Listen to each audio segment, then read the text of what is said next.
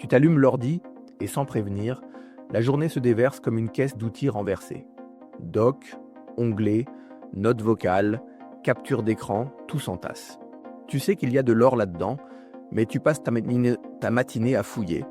La fatigue ne vient pas du travail lui-même, elle vient de la fouille. Voici l'idée à laquelle tu peux te raccrocher aujourd'hui. Organise ton univers numérique comme un atelier, avec 4 étagères nettes et toujours au même endroit, quand chaque pièce a une étagère réservée. L'élan de départ ne se dissipe plus en recherche et hésitation. Ce n'est pas une nouvelle application, c'est une manière de poser tes outils pour que tes mains les retrouvent sans réfléchir.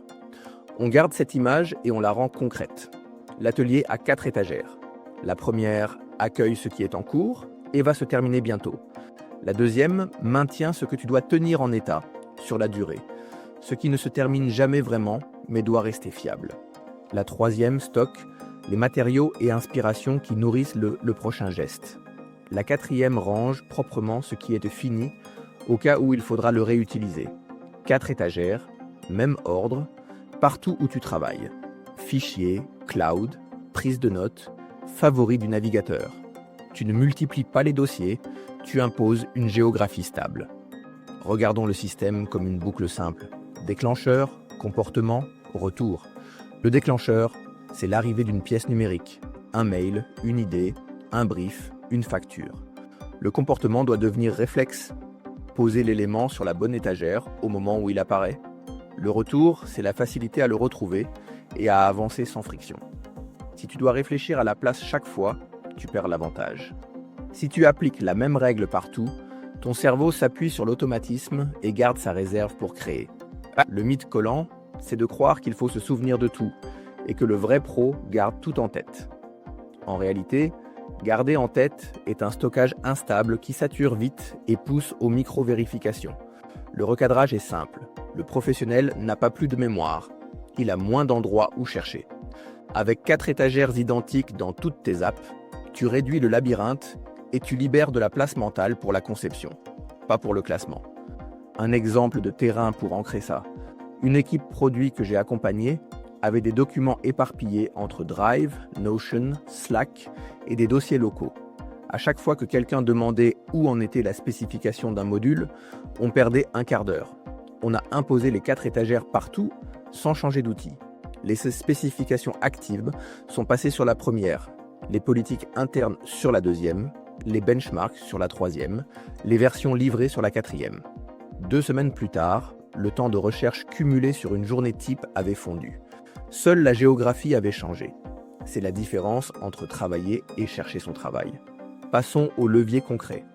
Premier levier, abaisse l'inertie de départ. Crée une porte d'entrée unique pour chaque étagère, à portée d'un geste.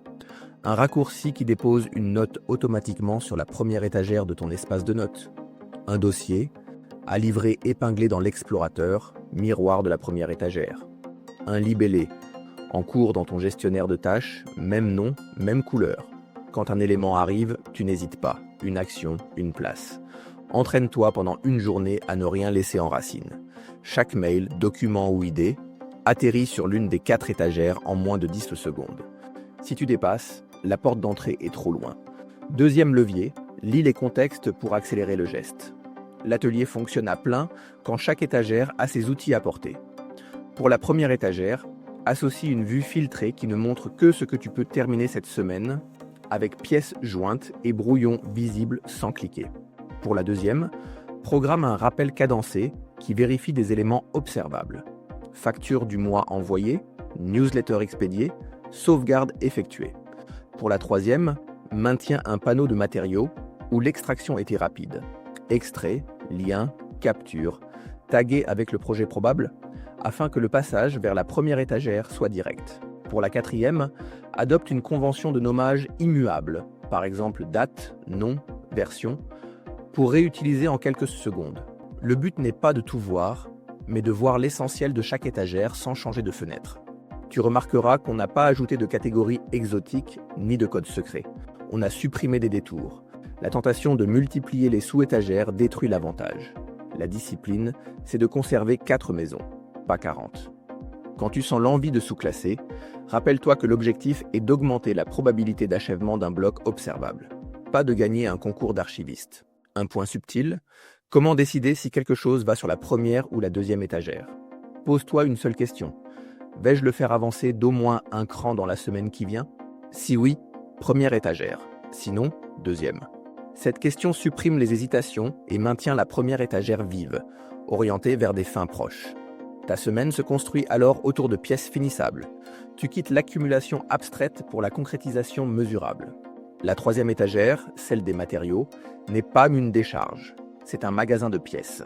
Chaque élément stocké là doit avoir une étiquette courte qui précise à quel futur chantier il servira. Sans étiquette, c'est de l'encombrement. Avec étiquette, c'est une promesse structurée.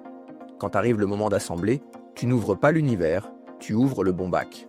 Tu gagnes non seulement du temps, mais de la décision, qui est souvent ce qui pèse. Quant à la quatrième étagère, elle fait plus que garder des traces. Elle réduit la peur d'avancer. Savoir que tout ce que tu termines atterrit au même endroit, avec la même convention, désamorce l'impression de perdre quelque chose. Tu avances parce que tu sais où retomber.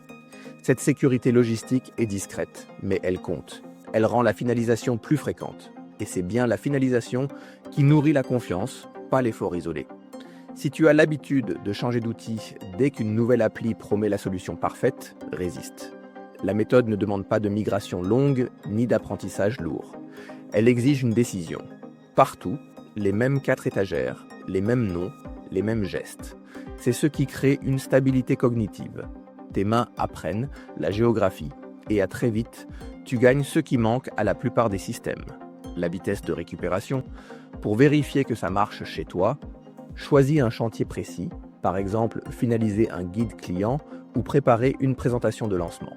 Pendant 2 jours, compte le nombre d'arrêts pour chercher un élément.